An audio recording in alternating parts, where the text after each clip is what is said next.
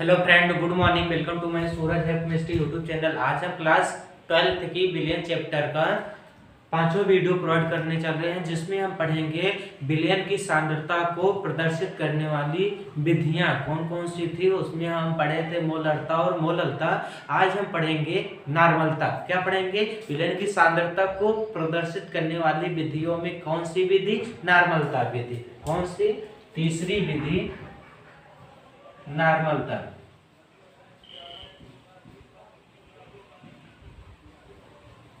नॉर्मलता। तो नॉर्मलता क्या होता है? जैसे मोलरता की परिभाषा थी वैसे नॉर्मलता की परिभाषा है, पर अंतर इतना ही है।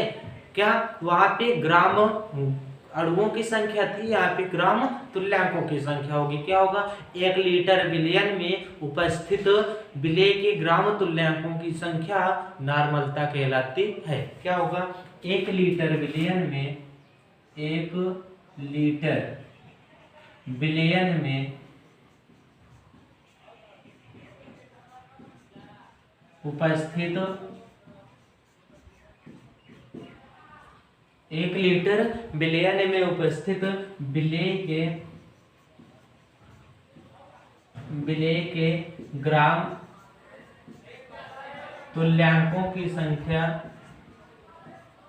विलेय के ग्राम तुल्यांकों की संख्या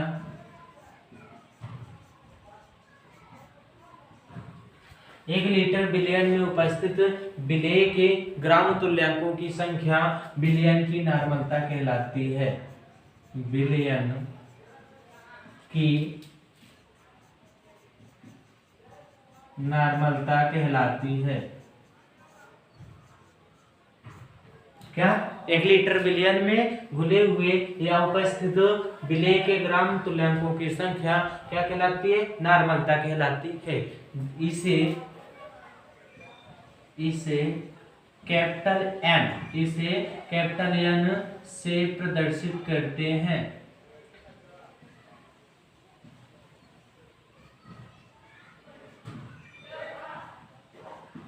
इसे कैपिटल एन से प्रदर्शित करते हैं। नॉर्मलता बराबर, फार्मूला क्या होगा? नॉर्मलता बराबर विलेय के ग्राम तुल्यांकों की संख्या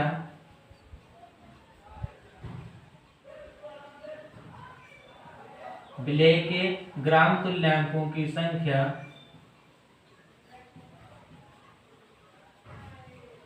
बटे बिलियन का आयतन लीटर में। बिलियन का आयतन किसमें?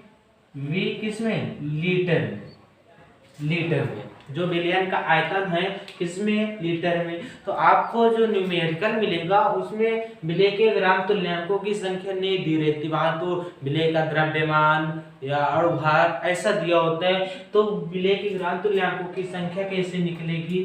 चूंकि यहां से देखिए, चूंकि उसी के नीचे ही लिखना, चूंकि विलेय के ग्राम तुल्यांकों की संख्या, विलेय के ग्राम तुल्यांकों की संख्या किससे लिखा जाता है? जेड से। किससे? जेड से। तुल्यांकों की संख्या बराबर क्या होता है? विलेय का भार बटे विलेय का भार या द्रव्यमान स्मॉल w या NWB। क्या? WB बटे क्या होगा? तुल्यांकी भार। क्या? तुल्यांकी भार। और तुल्यांकी भार को किससे लिखा जाता है? कैपिटल ई से। किससे? कैपिटल ई से। अब तुल्यांकी भार भी वहां नहीं दिया होगा, आपको तुल्यांकी भार निकालना होगा। तो चूंकि जो तुल्यांकी भार होता है, तुल्यांकी भार कैपिटल ई बराबर होता है विलेय का अणुभार बटे संयोजकता। किसका? विलेय का अणुभार MB बटे अम्लीयता या क्षारीयता। अम्लीयता या क्षारीयता। क्या होता है? अम्लीयता या क्षारीयता। अम्लीयता का होती है, अम्लीयता और क्षारीयता अम्ल और क्षार की परिभाषाओं में उल्टा है। अम्लीयता का होती है क्षार में उपस्थित हाइड्रा ऑक्साइड आयन की संख्या क्या कहलाती है? अम्लीयता कहलाती है। क्षारीयता का है अम्ल में उपस्थित हाइड्रोजन आयन की संख्या क्या कहलाती है? क्षारीयता कहलाती है। तो क्षारीयता अम्ल में पाया जाता है और अम्लीयता क्षार में पाया जाता है। इसको कह सकते हो एक प्रकार से क्या? संयोजकता। क्या कह सकते हो? संयोजकता। आपको नॉर्मलता निकालने के लिए आपको 3 फार्मूले मिलेंगे जो आपके ए है। नॉर्मलता बराबर आप लिख सकते हो क्या? नॉर्मलता बराबर n बराबर विलेय के ग्राम तुल्यांकों की संख्या के आधार स्थान पे क्या रख सकते हो? एक। फिर तुल्यांकी भार के स्थान पे रख सकते हो इसको। तो लिख सकते हो क्या? नॉर्मलता को किससे लिखा जाता है? इसलिए नॉर्मलता को किससे? n से। किससे? n से। n बराबर विलेय के ग्राम तुल्यांकों की संख्या का होगा? z। क्या होगा? z। तो z के स्थान पे क्या रख सकते हो? WB अपान E। WB अपान E अपान क्या होगा? विलयन का आयतन V किसमें? लीटर में। किसमें? लीटर में। अब क्या होगा? जो WB V कहाँ जाएगा? इसके पास हो जाएगा WB अपान E इंटू V किसमें? लीटर में। किसमें? लीटर में। तो n बराबर नॉर्मलता बराबर क्या हो जाएगा? WB अपान E के स्थान पे क्या लिख सकते हो? विलेय का भार MB बटे क्या? अम्लीयता, क्षारीयता या संयोजकता। क्या? संयोजकता। संयोजकता को स्मॉल v से लिख दे रहे हैं, ठीक है। ये क्या है? अम्लीयता, क्षारीयता या संयोजकता इंटू क्या होगा? v किसमें? लीटर में। यह लिखा है लीटर में, समझ लेना। ये आयतन है और ये क्या है? v अम्लीयता या क्षारीयता या संयोजकता है। अब ये कहाँ जाएगा? सबसे ऊपर तो हो जाएगा n equal to WB into small v बटे MB इंटू कैपिटल V किसमें? लीटर में। किसमें? लीटर में। और ये क्या है? आयतन है। यदि आयतन लीटर में होगा तो फार्मूला हम कौन सा लगाएंगे? ए लगाएंगे। या मिलीलीटर में होगा तो n equal to WB into V upon MB into V किसमें? मिलीलीटर में होगा तो ऊपर 1000 से क्या करोगे? मल्टीप्लाई कर दोगे। आपको मिलीलीटर में होगा तो कौन सा फार्मूला लगेगा? दूसरा। तो नॉर्मलता क्या होता है? 1 लीटर विलयन में उपस्थित विलेय के ग्राम तुल्यांकों की संख्या नॉर्मलता कहलाती है। नॉर्मलता बराबर विलेय के ग्राम तुल्यांकों की संख्या बटे विलयन का आयतन किसमें? लीटर में। विलेय के ग्राम तुल्यांकों की संख्या कैसे निकालोगे? विलेय का द्रव्यमान बटे तुल्यांकी भार। और तुल्यांकी भार कैसे निकालोगे? तुल्यांकी भार निकालने के लिए विलेय का भार बटे विलेय की अम्लीयता या क्षारीयता या संयोजकता से भाग करके निकाल लेंगे। यदि चाहे आप अलग अलग निकालिए या आप इस फार्मूले पे रख दीजिए। इस फार्मूले में आप जानते रहना जहां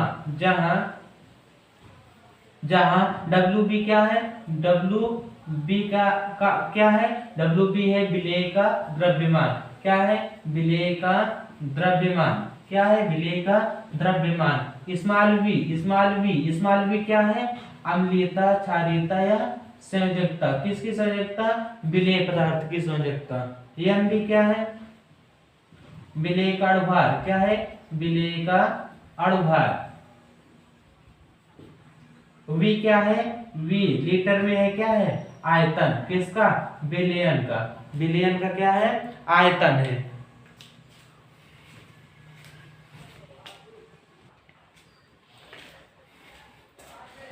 तो V कैपिटल V क्या है? आयतन है। किसका? विलयन का। तो नॉर्मलता क्या होता है? नॉर्मलता आपका यही है। स्क्रीनशॉट ले लीजिए या लिख लीजिए। जो नहीं समझ में आया हो कमेंट बॉक्स में क्या कीजिएगा? कमेंट कीजिएगा। आप जो चौथी विधि है सांद्रता ज्ञात करने की, और चौथी विधि कौन सी है? मोल प्रभाज। कौन सा है? मोल प्रभाज।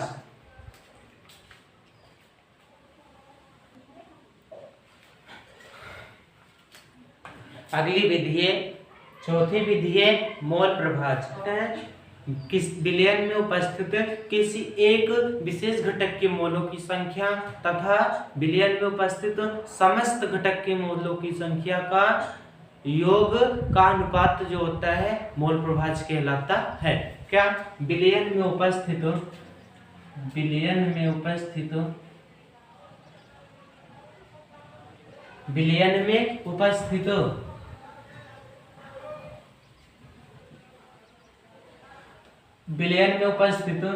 किसी एक घटक के मोलों की संख्या, विलयन में उपस्थित किसी एक घटक के मोलों की संख्या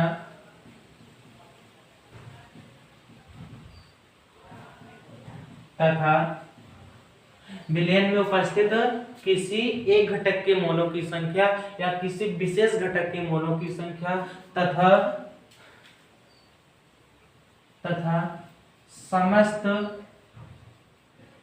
घटक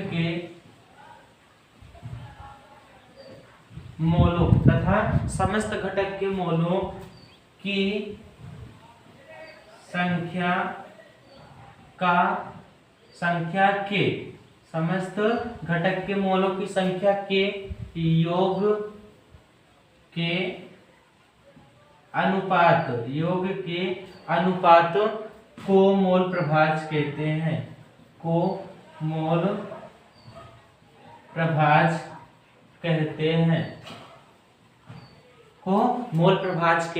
हैं।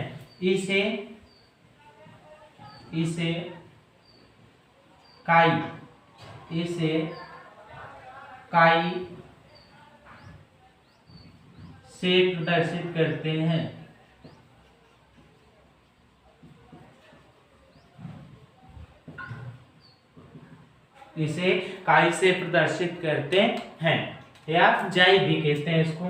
तो विलयन में उपस्थित किसी एक घटक का मतलब विलयन कितने घटकों से मिलकर बनता है? दो घटक, विलेय और विलायक। किसी एक घटक का मतलब जिस घटक का मोल प्रभाज्य पूछेगा उस घटक को मोलों की संख्या तथा समस्त घटक यानी कि विलेय और विलायक दोनों घटकों के मोलों की संख्या के योग का अनुपात क्या कहलाता है? मोल प्रभाज्य कहलाता है। मोल प्रभाज्य जैसे विलेय का मोल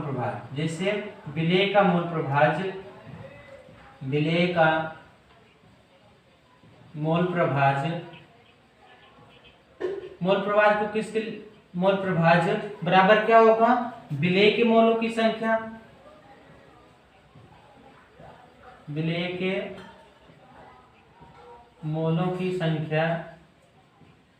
बटे विलेय के मोलों की संख्या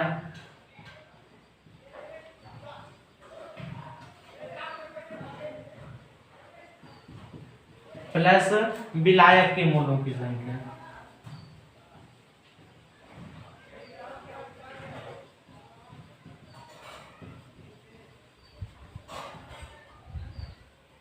क्या है? विलेय के मोलों की संख्या बटे विलेय के मोलों की संख्या प्लस विलायक के मोलों की संख्या। तो विलेय का मोल भाई देखो, विलेय के मोलों की संख्या किससे लिखा जाता है? NB से। विलायक के मोलों की संख्या NA से। तो विलेय के मोलों की संख्या, तो मोल प्रभाज्य को काई से, किसका? विलेय यानी कि NB का। किसका? NB का। विलेय के मोल प्रभाज्य निकालोगे तो क्या होगा? यहाँ पे B, विलेय का मोल प्रभाज्य निकालोगे क्या होगा? NB अपान NB प्लस NA। विलेय के मोलों की संख्या बटे विलेय के मोलों की संख्या प्लस विलायक के मोलों की संख्या। ये है विलेय के मोल प्रभाज्य निकालने का फार्मूला। आप पूछ लिए विलायक के मोलों की संख्या या विलायक का मोल प्रभाज्य। किसका? विलायक का मोल प्रभाज्य। विलायक का मोल प्रभाज्य पूछेगा तो विलायक जिसका मोल प्रभाज्य पूछेगा उसके मोलों की संख्या को क्या करेंगे? पहले ऊपर लिखेंगे। विलायक का पूछ रहा है तो विलायक के मोलों की संख्या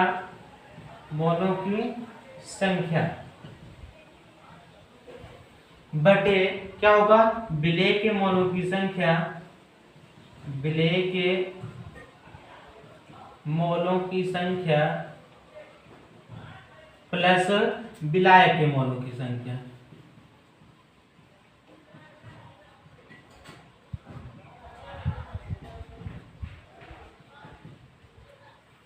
विलायक के मोलों की संख्या। तो विलायक का मोल प्रभाव क्या होगा, विलायक के मोलों की संख्या बटे विलेय के मोलों की संख्या प्लस विलायक के मोलों की संख्या। विलायक का मोल प्रभाव क्या होगा, जाई ए, क्या जाई ए क्या है, विलायक है, और जाई क्या है, मूल प्रभाव है। तो मोल प्रभाव किसका, विलायक का मोल प्रभाव। तो विलायक के मोलों की संख्या यानी कि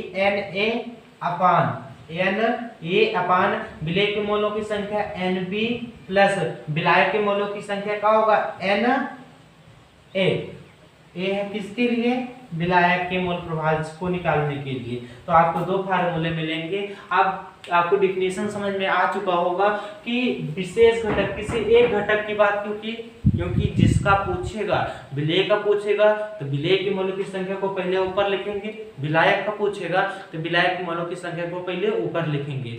इसीलिए क्या है, किसी एक घटक का या किसी विशेष घटक के मोलों की संख्या तथा समस्त घटक यानी कि विलयन में जितने घटक होंगे सभी घटकों के मोलों की संख्या का योग करके नीचे लिखेंगे, और उन्हीं का जो अनुपात होता है ये जो बटा है क्या कहलाता है, मोल प्रभाव कहलाता है। विलेय का मोल प्रभाव के लिए ये फार्मूला, विलायक के लिए ये फार्मूला।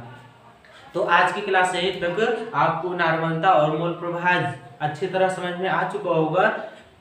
यदि चैनल पर नए हैं तो चैनल को सब्सक्राइब कीजिए, बेल आइकन को प्रेस कीजिए ताकि नए वीडियोज का नोटिफिकेशन आप तक पहुंचता रहे। आज की क्लास यहीं तक। और हाँ, यदि आपको भाई जब तक आप अच्छी तरीके से वीडियोज को भाई 1 2 3 4 5 पार्ट के रूप में आपको वीडियोज प्रोवाइड किया जा रहा है, वीडियोज को जब शुरू से लेकर के देखेंगे तो आपको अच्छी तरह समझ में आएगा। अब यहाँ पे जैसे NB लिखा है, NA लिखा है, ये सब आपको कब समझ में आएगा, जब आप शुरू से देखेंगे तब समझ में आएगा। आप सोचो कि मैं इसको देख लूं समझ लूं तो आएगा तो ये समझ में, लेकिन कम समझ में आएगा। तो आप लोग शुरू से भी देखिए और अच्छी तरह से पढ़िए। आज की क्लास यहीं तक, थैंक यू।